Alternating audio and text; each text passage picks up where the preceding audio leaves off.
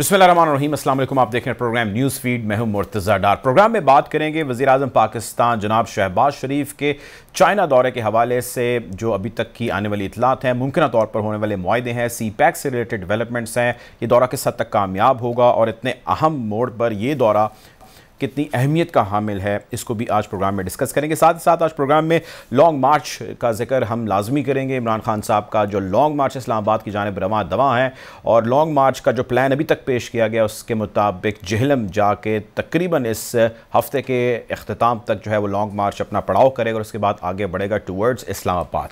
इसको आज तफसील में डिस्कस करेंगे और साथ ही साथ शहीद अरशद शरीफ साहब का भी हम जिक्र करेंगे और जानने की कोशिश करेंगे कि केनिया में तहकीकात कहाँ तक पहुँची है, क्या चल रहा है।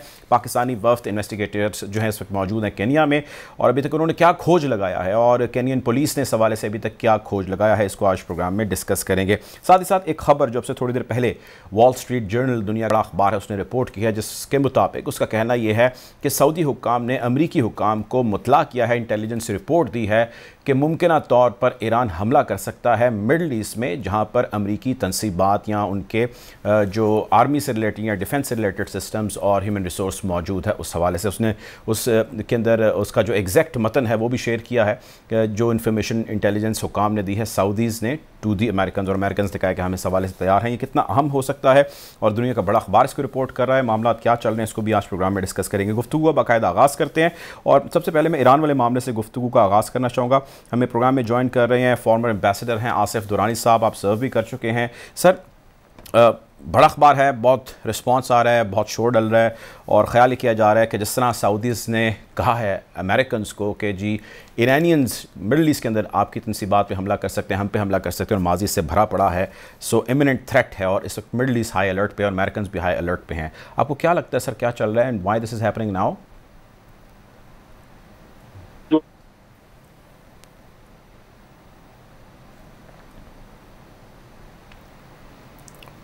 जी दुरानी साहब, आप मुझे सुन पा रहे हैं?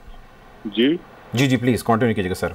जी, ईरान की हिस्ट्री तो नहीं है हमला करने की पिछले 200 साल में। ये बड़ा अनयूजुअल होगा ईरान करेगा। हाँ, उसने रिटेलिएट किया था जब जनरल कासिम सुलेमानी को लास्ट ईयर मारा था अमेरिकन ड्रोन्स ने इराक में, बगदाद में, तो उन्होंने रिटेलिएट किया था, लेकिन वो भी उन्होंने इन एडवांस उनको वार्निंग दे के अपने मिसाइल वगैरह दागे थे, जिसमें अमेरिकन का कोई नुकसान नहीं हुआ था। लेकिन ये कहना कि वो अमेरिका की तनसीबात पे ईरान हमला कर सकता है, ये अनयूजुअल बात है। मैं मतलब इसको समझने से कासिर हो सकता है, इंटेलिजेंस की बातें होंगी, लेकिन इंटेलिजेंस बाज़ औक़ात जो है वो गुमराह करने के लिए भी फैलाई जा सकती है। अच्छा सर, इसके अलावा एक मसला जो बहुत ज़्यादा चल रहा है वो इस वक्त ओपैक से रिलेटेड है, जिसमें आप जानते हैं जिसको लीड इस वक्त सऊदी अरेबिया कर रहा है। ओपैक ममालिक ने यह तय किया है कि तकरीबन 2 मिलियन बैरल तेल जो है वो हम कटअप कर देंगे अमेरिका का, जिसके बाद दोनों जानिब से खासा दबाव भी है, प्रेशर भी है और अपनी अपनी पोजीशंस पर दोनों खड़े हैं। आपको लगता है उसकी कोई कॉन्टीन्यूटी हो सकती है, उसका कोई शख्साना हो सकता है, या this has nothing to do with that? नहीं, अगर आप लिंक करना चाहें तो कर सकते हैं, लेकिन उसकी अपनी जो है प्रॉब्लम है। वो ओपेक प्लस ने 2 मिलियन कम करने के थे। ओपेक प्लस का मतलब उसमें रशिया भी शामिल है जी। तो उसमें जो अमेरिका की जो असल जो उनके साथ शिकायत है सऊदीया के साथ, वो ये कहें कि आप सऊदीया के साथ मिलकर कर रहे हैं, जबकि ओपेक प्लस एक काफ़ी सालों से एक अंडरस्टैंडिंग है ऑयल प्रोड्यूसिंग कंट्रीज की, ओपेक ममालिक के मेंबर्स प्लस रशिया चूँकि ओपेक का मेंबर नहीं है, लेकिन उनके साथ वो करते हैं। तो वो प्रोडक्शन उन्होंने, ये अमेरिका की डिमांड थी कि आप सप्लाईज बढ़ाएं, क्योंकि जो है वर्ल्ड प्राइसेस जो है ऊपर चले गए और सप्लाई का क्राइसिस है। लेकिन इन्होंने, जाहिर है कि इनको प्रॉफिट हो रहा है तो वो अपने प्रॉफिट क्यों कम करेंगे और सप्लाई बढ़ा के उसकी प्राइसेस और नीचे ले आएंगे। तो इसलिए उन्होंने इस पे वो ओवरऑल एक फैसला, उसमें सऊदिया को ब्लेम करना गलत होगा अमेरिका की तरफ से, और इसलिए वो उससे लिंक अप ये इंफॉर्मेशन मेरे ख्याल में एक अलग इंफॉर्मेशन है, लेकिन I am doubtful about this information और द ऑथेंटिसिटी और वेरासिटी ऑफ दिस इंफॉर्मेशन। ठीक है, बहुत शुक्रिया जी। हमारे साथ एम्बेसडर आसिफ दुरानी साहब मौजूद थे। अहमद खान साहिबा में ज्वाइन कर रही हैं, जर्नलिस्ट हैं, चाइना में मौजूद है, बीजिंग से हमें ज्वाइन कर रही हैं। वेलकम टू द शो जून साहिबा। ये फरमाइएगा कि हमारे वज़ीर-ए-आज़म आपके मुल्क में मौजूद हैं और मुलाकातों का सिलसिला जारी है, और हम यहाँ बैठे उम्मीद कर रहे हैं, बहुत सारे उनकी पार्टी के और उनकी गवर्नमेंट के लोगों का ख्याल ये है कि बहुत ब्रेक थ्रू होंगे और बहुत एडवांसमेंट है जो रिलेशंस के दरमियान जो है वो हासिल की जाएगी, रिस्टोर किया जाएगा मामले को जहाँ से डिस्कनेक्ट हुआ। What is the situation on ground and how do you see this? Thank you so much. पहली बात, आपकी दावत का बहुत शुक्रिया। और बिल्कुल यहाँ पे पहली बात तो ये नोट करने की है कि चीन में अभी बिल्कुल 20th CPC कांग्रेस कंक्लूड हुई है। उसके बाद पहला इनविटेशन, ये बहुत एक बड़ा इवेंट होता है, और इस बार प्रेसिडेंट शी का थर्ड इलेक्शन भी हुआ, third time he is been elected to be president. तो ये एक बहुत अहम मोमेंट है चाइना की हिस्ट्री में। इसके बाद पहला इनविटेशन चीन ने पाकिस्तान को भेजा, पाकिस्तानी प्राइम मिनिस्टर, और वही बहुत हाई लेवल डेलीगेशन के साथ जा रहे हैं। तो पहले तो मैं ये बताना चाहूंगी कि मैं इधर 7 सालों से रह रही हूँ, 7 years एंड काउंटिंग, और पाकिस्तान की जो अहमियत है चीनी अवाम में और चीनी हुकूमत में, वो अनमैच्ड है।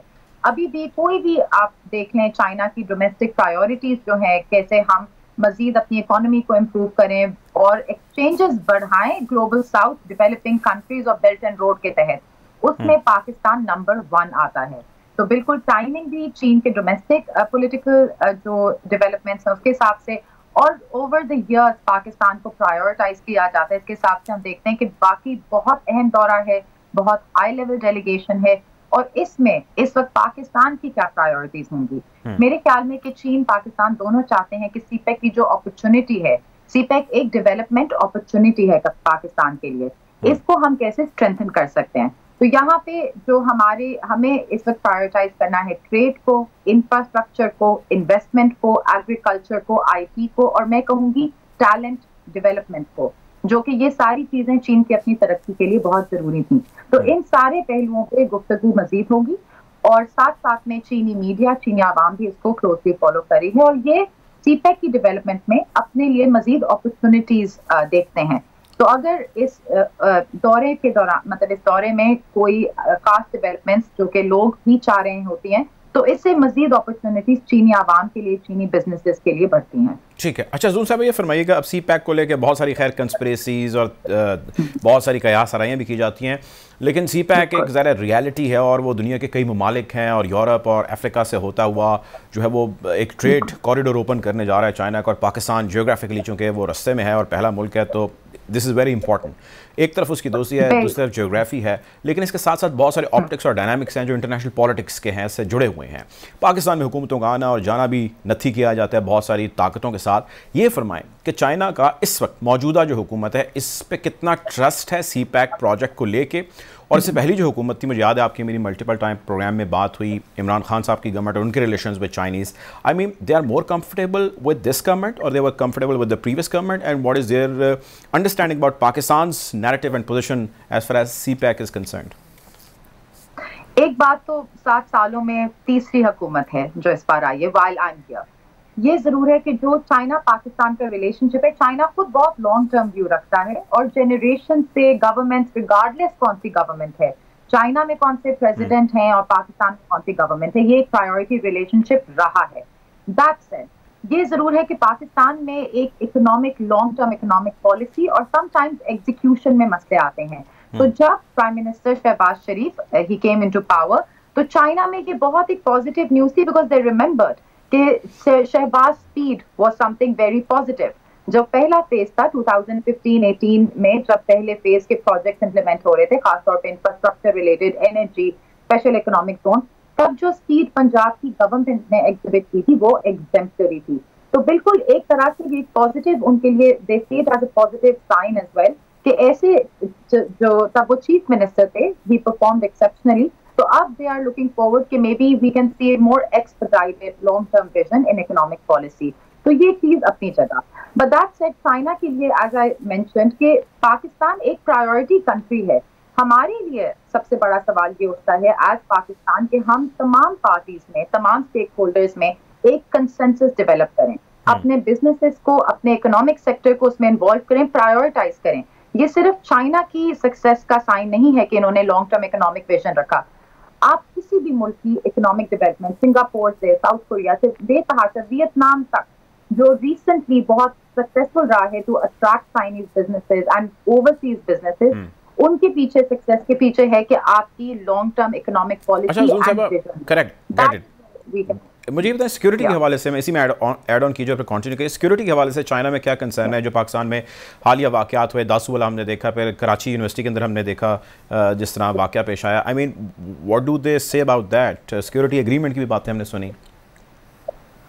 चाइना को पहली बात है ऑब्वियसली जब ऐसे हादसे दरपेश होते हैं तो वी ऑल, मतलब even as a Pakistani living here, I feel so safe, it's very sad. लेकिन चाइना को ये भी एक अंदाजा है कि इस वक्त ग्लोबल लेवल पे कुछ कंस्पिरेसीज हैं चाइना के प्रोजेक्ट के खिलाफ, चाइना की पार्टनरशिप के खिलाफ, एंड मोस्ट मेजॉरिटी चाइनीज, जिससे भी कम से कम मेरी बात हुई, गवर्नमेंट का भी पर्सपेक्टिव है that Pakistan two is a victim of these conspiracies. तो बिल्कुल मतलब एक तरह से हमें अपनी पार्टनरशिप को इसमें मजीद स्ट्रेंथन करना है, लेकिन उसके साथ साथ we need to deliver as partners in this front. अगर हम वो कर पाते हैं, we want to encourage more Chinese businesses, people, tourist, students, you name it, कि वो बिला झिझक पाकिस्तान आ सके। हमें अपने लोगों के लिए ये करना है। तो चाइना बहुत स्ट्रांगली सपोर्ट करता है और इसमें ये भी एक प्रायोरिटी फोकस है कि हम कैसे मजीद सीपैक प्रोजेक्ट चाइनीज सिटीजन और ऑब्वियसली अपने सिटीजन की भी सिक्योरिटी को स्ट्रेंथन करें। लेकिन आपने जैसे अपने शुरू वाले एक सेक्शन में भी जिक्र किया कि एक ग्लोबल लेवल पे दुनिया को पोलराइज किया जा रहा है। कुछ ऐसे ममालिक हैं अनफॉर्चुनेटली जो कह रहे हैं कि आप साइड्स पिक करें। मैं ये समझती हूँ कि किसी मुल्क को साइड पिक करने की जरूरत नहीं है। अगर हम पाकिस्तान की डेवलपमेंट को प्रायोरिटाइज करते हैं, we should be partners with anyone and everyone including China, and China does not ask countries to pick side. This is important. तो ये मुश्किल दौर है, दुनिया में बहुत डेवलपमेंट्स हैं जो इस वक्त नेगेटिव डायरेक्शन में जा रही हैं, बट आई थिंक कि चाइना पाकिस्तान इसको समझते हैं कि हमारे लिए म्यूचुअल थ्रेट है ये, और इसको हमने इकट्ठे एड्रेस करना है। ठीक है, ये बताएं इस दौरे को आप कितना कामयाब होता देख रही हैं पाकिस्तान के लिए? या I have high expectations to be. तो देखें, अभी एक मैं मिसाल देती हूँ कि पाकिस्तान के लिए चाइनीज अवाम में और चीनी हुकूमत में जो सेंटिमेंट है वो बिल्कुल अनमैच्ड है, इसमें कोई शक नहीं है। जो लोग यहाँ विजिट कर चुके हैं वो इस चीज को महसूस करते हैं। तो मैं ये समझती हूँ कि जैसे चाइनीज लोग पाकिस्तान में एक अपॉर्चुनिटी देखते हैं, they see Pakistan as a very reliable country. बहुत सारे ममालिक नहीं हैं जिनकी इस तरह की दोस्ती, और चाइना के लिए, पाकिस्तान के लिए हमारा अनपैरेलल रिलेशनशिप है। तो मैं ये समझती हूँ कि क्योंकि इस हुकूमत ने, इन्हीं लोगों ने पहले डिलीवर किया है, इकोनॉमिक एस्पेक्ट में डिलीवर किया है, during the last few months हमने मजीद इस पे डिस्कशंस किए कि talent development, people to people exchange, cultural, agriculture, इन सब एस्पेक्ट में हम कैसे आगे जाएंगे। तो आई थिंक इस दौरे में हम जरूर क्रिटिकल डेवलपमेंट देखेंगे। और बाकी आखिरी बात, इस सीपेक मैं ये बार बार कहती हूँ और दोबारा रिपीट करूंगी कि कोई एक मशीन नहीं है जिसको हम इम्पोर्ट करें चाइना से। ये पाकिस्तान की ओनरशिप, पाकिस्तान के मेहनत से ये आगे बढ़ेगा। आप चाइना की एग्जाम्पल देखें, किसी भी मुल्क की देखें, हमने मिलकर इसको चलाना है। तो इस दौरे का एक रोल होगा, और बाद में जो हम एक पॉलिटिकल और पीपल कंसेंसस डेवलप करते हैं उसका बहुत अहम रोल है। तो इसमें हम सब ने मिलकर, even as media, let's play our role. ठीक है, बहुत शुक्रिया जी। हमारे साथ मौजूद थी जून अहमद खान, हमें बीजिंग से ज्वाइन कर दी, बहुत शुक्रिया आपके वक्त का। प्रोग्राम में मुझे ज्वाइन करें सईद मिनहाज साहब, सीनियर सहाफ़ी हैं, मौजूद हैं केनिया में। बात करेंगे उनसे अरशद शरीफ शहीद के जो कत्ल है उसके हवाले से। Welcome to the show Saeed साहब। सईद साहब, बहुत सारी डेवलपमेंट्स हैं जो पाकिस्तान में खैर पॉलिटिकली भी जारी हैं, लेकिन उन्हीं के अंदर जो एक बहुत बड़ा बल्कि इंटरनेशनल लेवल का जो एक वाक़या है वो अरशद शरीफ साहब की शहादत है। आप हमें बता सकते हैं, हमारे नाज़रीन को बता सकते हैं कि अभी तक की तहकीकात कहाँ तक पहुँची है? पाकिस्तानी वफ़द भी वहाँ पर तहकीकात कर रहे हैं, ऑफ कोर्स केनियंस भी कर रहे हैं। What is the exact situation as far as investigation is concerned? देखिए, इन्वेस्टिगेशन तो चल रही है यहाँ पे, और इन्होंने जो पुलिस ऑफिसर हैं 4, उनकी एक किस्म की स्टेटमेंट्स इन्होंने रिकॉर्ड कर ली हैं। जो दोनों भाई हैं, जो मेन कैरेक्टर्स हैं इस सारे केस में, उनकी स्टेटमेंट्स कर ली हैं रिकॉर्ड। लेकिन प्रॉब्लम जो है, और फोरेंसिक्स भी कर लिए हैं, जगह का मुआयना भी कर लिया है, बुलेट्स भी कब्जे में ले ली हैं, पुलिस का जो असलहा है वो भी कब्जे में ले लिया है। लेकिन प्रॉब्लम यहाँ पे आ रहा है कि पूरा कीनियन मीडिया जो है और सिविल सोसाइटी वो सारी की सारी क्वेश्चन मार्क उठा रही है, जिस तरह से पुलिस की क्रेडिबिलिटी के ऊपर और जो इन्वेस्टिगेशन यूनिट कर रहा है उसकी क्रेडिबिलिटी के ऊपर। और उस पर तुर्रा इम्तियाज ये है कि पाकिस्तान से भी एक टीम आ गई है यहाँ पे। अब वो 2 रुकनी है या 3 रुकनी है, अभी तक यही क्लियर नहीं हो रहा, क्योंकि उसकी कोई प्रेस ब्रीफिंग या प्रेस स्टेटमेंट किसी भी तरफ से इशू नहीं हुई।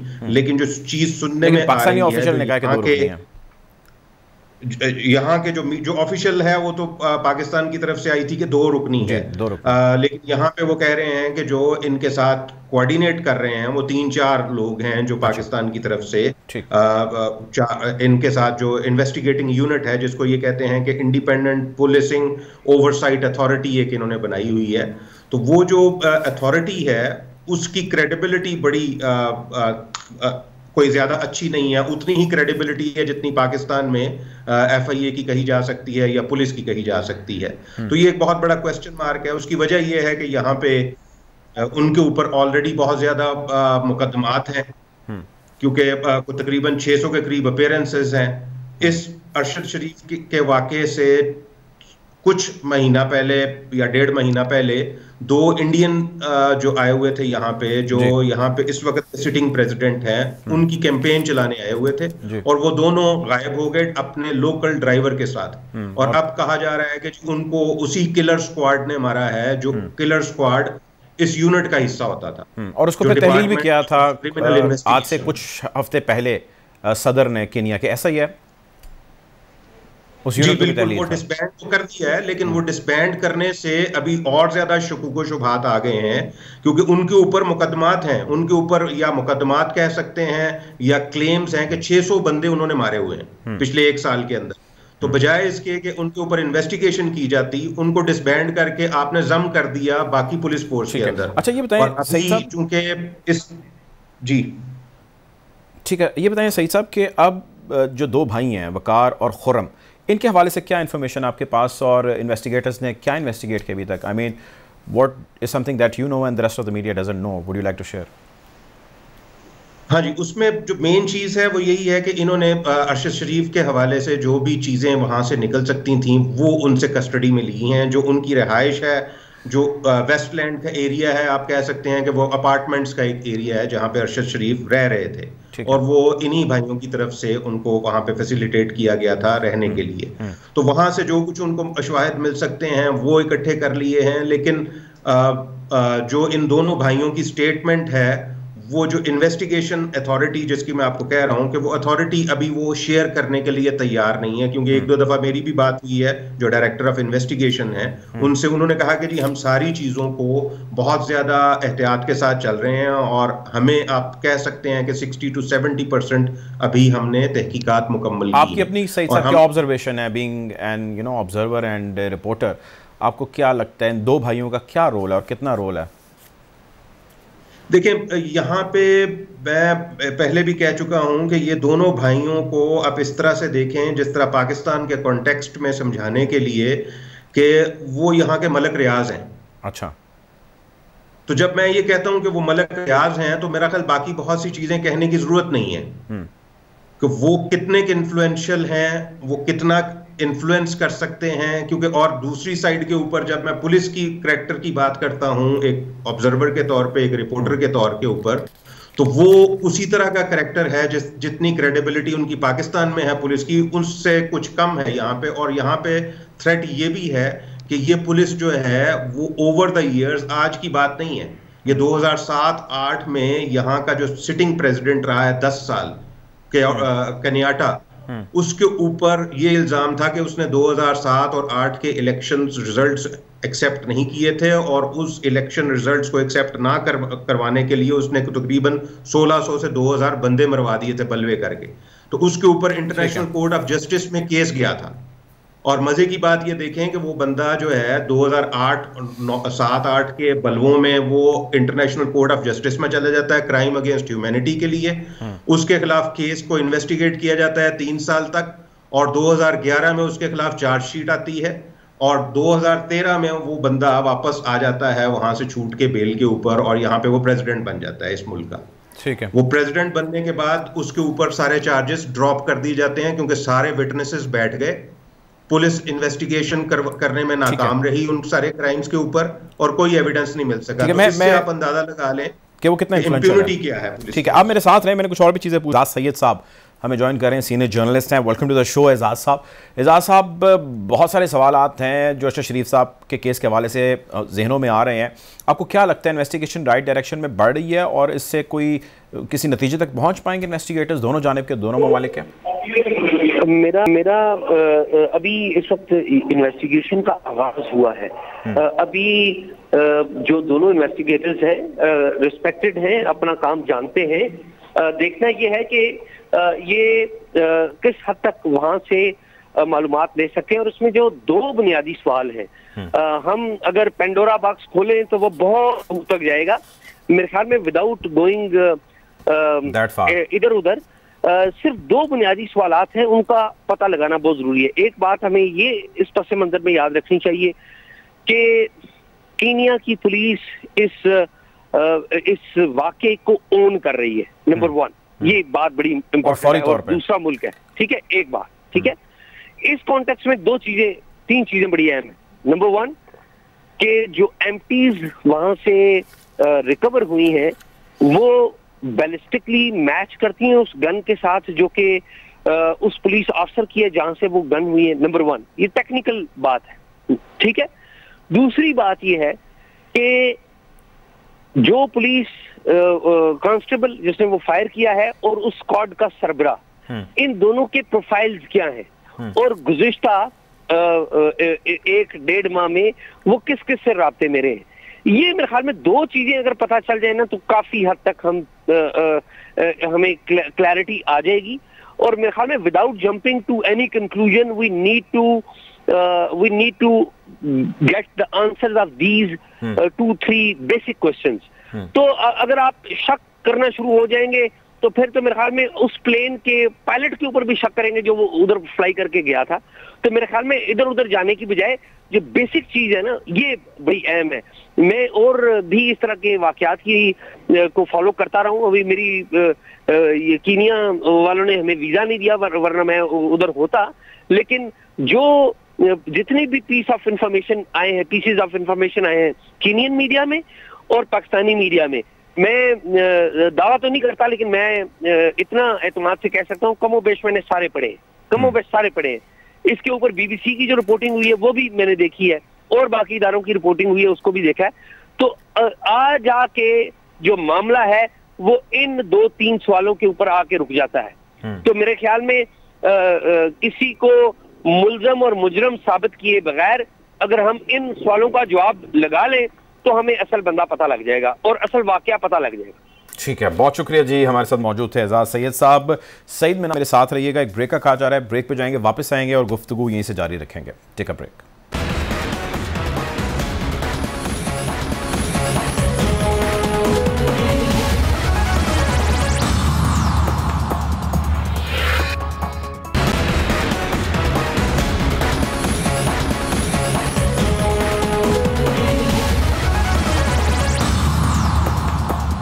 Welcome back after the break. Programme में गुफ्तगू का सिलसिला जारी। हमारे साथ मौजूद हैं सईद मिन्हा साहब, सीनियर जर्नलिस्ट हैं, मौजूद हैं केन्या में। सईद साहब, हम बात कर रहे हैं अरशद शरीफ साहब की शहादत के हवाले से और ब्रेक पे जाने से पहले आप बता रहे थे कि अभी तक की वहाँ पे होने वाली डेवलपमेंट्स क्या हैं। अब मैं आपका अपना मुशाहिदा जो है वो जानना चाहता हूँ, आपकी ऑब्जर्वेशन जानना चाहता हूँ। आपको क्या लगता है, आई मीन डॉट्स बहुत सारे हम कनेक्ट कर रहे हैं, शक भी बहुत सारे हो रहे हैं और ज़ाहिर है बाज़ दफ़ा शक जो है वो गलत भी साबित हो जाता है। आपकी क्या फाइंडिंग, आई मीन ये सारा वाक़या क्या हुआ है और आई मीन अभी जो हो रहा है वो क्या हो रहा है? What is your opinion? देखें, ये तो $1 मिलियन क्वेश्चन है कि एग्जैक्टली क्या हुआ। सिर्फ सर आपका ओपिनियन तो यही बनता है कि यहाँ पे एक जो माहौल है उस सारे माहौल में पुलिस की स्टोरी के ऊपर कोई यकीन करने को तैयार नहीं है, क्योंकि पुलिस की स्टोरी जो 23 की सुबह को सामने आई और उसके 2-3 दिन के बाद जो उन्होंने टर्न अराउंड किया वो अभी तक मुअम्मा बनी हुई है, क्योंकि वो किसी को हजम नहीं हो रही। पहले इन्होंने कहा कि जी हमसे मिस्टेक एंड आइडेंटिटी है और बाय मिस्टेक हमने गाड़ी जो किडनैप बच्चा जिसमें था उसको देखा और इन्होंने गाड़ी नहीं रोकी। 3 दिन के बाद ये कहते हैं कि जी नहीं, अंदर से गाड़ी के ऊपर फायरिंग हुई थी और वो फायरिंग के नतीजे में हमारा एक कांस्टेबल जख्मी हो गया। वो जख्मी आज तक ना मीडिया के सामने आया है, ना उसकी कोई मीडिया की रिपोर्ट है। अच्छा, मेरी अंडरस्टैंडिंग है सिर्फ नेशन अखबार ने उसको अफ्रीका का जो है उसने सिर्फ रिपोर्ट किया, तो मेरा ख्याल उसके अलावा किसी ने नहीं रिपोर्ट किया, ना पुलिस ने फॉर्मली आके कहा। ये मेरी अंडरस्टैंडिंग है। जी बिल्कुल। अब जो मेरी इन्वेस्टिगेटर से बात हुई है तो इन्वेस्टिगेटर भी कहता है कि जी अभी बहुत से हकायक जो मीडिया में रिपोर्ट हुए हैं वो शायद टर्न हो जाएं अपने सर के ऊपर, जिसको हम कहते हैं turn around on its head वाली सूरत हाल है, कि वो हो सकता है कि टोटली गलत साबित हो। जिसमें इवन हिंट ये भी दिया जा रहा है कि जो ड्राइवर था साथ में, वो ड्राइवर कौन था, खुर्रम था या कोई और था, क्योंकि ये सारी की सारी जो स्टोरी बनी है वो स्टोरी सारी की सारी इतना जल्दी पुलिस का एक्सेप्ट कर लेना, और जो फोरेंसिक्स की बात एजाज भी कर रहा था, भाई है हमारा, लेकिन एजाज को ये समझना चाहिए कि ये कहना बड़ा आसान है कि जी फोरेंसिक्स से मसला हल हो जाएगा। फोरेंसिक्स करना किसने है? क्या उनकी क्रेडिबिलिटी है जिन्होंने फोरेंसिक्स करना है? करेक्ट, यानी जिन पे डाउट किया जा रहा है वही फोरेंसिक करेंगे तो क्या करेंगे? हाँ, मसला तो वही है ना कि जो इन्वॉल्व हैं वही इन्वेस्टिगेशन कर रहे हैं, वही फोरेंसिक्स कर रहे हैं, उन्हीं के मुल्क की लैब है, और उसके ऊपर से तुर्रा इम्तियाज ये है कि वो मुल्क जहां से वो भाग के आया था उधर से एक इन्वेस्टिगेशन टीम आ जाती है सरकार की नॉमिनेट की हुई। तो ये जो कंफ्यूजन है ना, ये और ज्यादा उस चीज को मुबहम कर रही है कि ये इन्वेस्टिगेशन किसी सिमत जाती हुई नजर नहीं आ रही। इसमें मासवाए इसके कि कीनिया वाले अपने पेटी भाइयों को बचाने की कोशिश कर रहे हैं, जो इस वक्त मीडिया शोर मचा रहा है और वो इस इंक्वायरी को एक्सेप्ट नहीं कर पा रहा। दूसरी तरफ से पाकिस्तान में शोर मचा हुआ है, और अब आपने शायद उनका बयान भी देख लिया, उनकी वालदा का, कि वो भी कह रही हैं कि जी मुझे भी एतबार नहीं है जो पाकिस्तान की तरफ से नॉमिनेशन हुई है। तो ये सारी की सारी कंफ्यूजन है, जिसमें अनफॉर्चुनेटली हमारा एक प्यारा दोस्त जो है उसका शायद ये चीजें क्लियर ही नहीं हो सकेंगी जो सारे सवाल कर रहे हैं। आप भी वही सवाल कर रहे हैं, हम भी वही सवाल पूछ रहे हैं कि वो यहाँ पे किस तरह आया, किन सर्कमस्टांसेस में यहाँ पे आए, किन हालात में यहाँ पे रह रहे थे। बहुत सारी चीज़ें हैं जो मुबहम है अभी, लेकिन वो उम्मीद करते हैं कुछ दिनों में क्लियर हो जाएंगी। सईद अहमद साहब बहुत शुक्रिया, ज्वाइन कर रहे थे हमें केनिया से। बात करेंगे कुछ इमरान खान साहब के लॉन्ग मार्च के हवाले से। सारा दिन कवरेजेस जारी हैं, तबसरे तज्ज़िये भी जारी हैं। ज्वाइन कर रही हैं शंदाना गुलजार खान साहबा, तहरीक इंसाफ की सीनियर रहनुमा। Welcome to the show Shandana साहबा। सिर्फ मैं एक चाहता हूँ आप जामे आंसर हमें कर दीजिए। सवाल मेरा आपसे ये है कि लॉन्ग मार्च रस्ते में है और बहुत सारी कयास राइयाँ हो रही हैं, why there is a delay in this? 4 तारीख तक पहुंचने का प्लान आया था, क्लियर था, लेकिन अब उसको 8-9 दिन पर बेस कर दिया गया और इसमें नेगोशिएशंस की बातें हो रही हैं, मुलाकातों की बातें हो रही हैं। What exactly is going on? I mean is there some number game जो नहीं हासिल हो पा रही वहाँ पे जो शुरका हैं उनकी सूरत में, या कोई नेगोशिएशन का सिलसिला जारी है? What is the exact picture ma'am? शुक्रिया मुर्तज़ा साहब। देखिए 2-3 बातें आपने इम्पोर्टेंट इकट्ठी रेज की। अगर आपको याद है जब ये पहले दिन काफिला चला लिबर्टी से, मैं वहाँ थी, लेकिन जिस किस्म का वहाँ पे थ्रॉन्ग था लोगों का, जो किस्म की वहाँ पे एक सफोकेशन थी, लोग एक दूसरे के एक समा नहीं पा रहे थे हम एक जगह में, तो बहुत सारे लोग पीछे भी हो गए। फिर उसको सिर्फ लाहौर से निकालना आपने देख लिया, उसमें कितनी देर लगी। फिर जो हमारा एक और इनोसेंट शहादत हुई हमारी रिपोर्टर सदफ नईम साहिबा की, उसकी वजह से एक फुल डे उन्होंने कहा कि इसको डिले करे। Out of respect for Khan साहब लाहौर वापस भी आए, उनकी दुआ भी की, और वो एक ऐसा ट्रैजिक एक्सीडेंट था कि मुझे याद है बहुत लोग उस वक्त कुरम की हमारी इलेक्शन हम जीत गए थे NA-45 की, बट मुझसे उसकी सेलिब्रेशन, हम सब से सेलिब्रेशन हो ही नहीं पा रही थी या मुबारकबाद एक दूसरे को दे, क्योंकि यू नो एक बहुत तकलीफ के वाक़या था। बिल्कुल जी, क्योंकि वुमन, मदर, पाकिस्तानी औरत जो मेहनत करती है, खुद अपने आप को बनाती है, फैमिली को बनाती है, तो ये तीसरी चीज जो आप कह रहे हैं डिले का, देखें जो क्राउड्स हैं, मुझे खुद याद है, और इससे बाद में नेगोशिएशन पे आती हूँ। 25 मई को जिस हम निकले थे पेशावर से, मेरा आबाई शहर है, हम सुबह 7 बजे निकले थे मोटरवे पे। 7 से 9 तक नॉर्मली टाइम होता है कि अगर आप टोल टू टोल घंटा है, और वैसे इस्लामाबाद 2-2.5 घंटे में इंसान पहुंच जाता है। हम सुबह 7 बजे निकले और रात 12 बजे पहुंचे, हमें 17 घंटे लगे थे। तो आप खुद सोच लें कि अगर सिर्फ इतना 2 घंटे का डिस्टेंस हमने 17 घंटे में कवर किया है, so from Lahore to Islamabad जो 4 घंटे का डिस्टेंस है, ये तमाम शहरों से में से होके आ रहे हैं, उसमें डिलेज ऑटोमेटिकली होंगी। अच्छा, जो चौथी इंपॉर्टेंट बात आपने इसके देखिए, खान साहब ने काफी दफा बताया कि नेगोशिएशंस के लिए दरवाजे उनके हमेशा खुले हैं, वो मुनाफिकत नहीं करेंगे, वो छुप के किसी से नहीं मिलेंगे, his doors are open. But वो चीज नहीं करेंगे is to beg anyone for anything. अगर उनको इलेक्ट करवाना है, आप आज उनके इलेक्शन करा दे, वो 2/3 क्या वो 100% सीटें जीत जाएंगे। अच्छा। अब हम उनके साथ खड़ी है। इशू कुछ और है, वो आपके सुपर स्ट्रक्चर जो पावर्स का मसला है, जो 75 साल मसला है, वो लोग चाह रहे हैं कि खान साहब उसको जरा इग्नोर कर दें, क्योंकि ये जो इकोनॉमिक इस वक्त मुल्क की हालत है, ये 2 अगले साल क़यामत के सालों की जो भी हुकूमत में होगा, ये झूठ कह रहे हैं कि जी फलाना जाएगा तो ठीक हो जाएगा, फलाना भी आ जाएगा तो ठीक हो जाएगा। सिर्फ आपको एक ऑनेस्ट लीडर की जरूरत है जो लोगों से सच बोलेगा कि बिल्कुल 6 महीने में मुल्क तबाह बर्बाद हो चुका है और उसको मजीद ठीक करने में 2 साल लगेंगे, given Balochistan and Sindh flood. Very precisely ये बताइएगा, अगले चंद दिन या इस महीने के इख्तिताम तक क्या देख रहे हैं आप? In what terms? In terms of the political setup of Pakistan, I mean, do you see the things will head in the right direction and you will get what you guys want?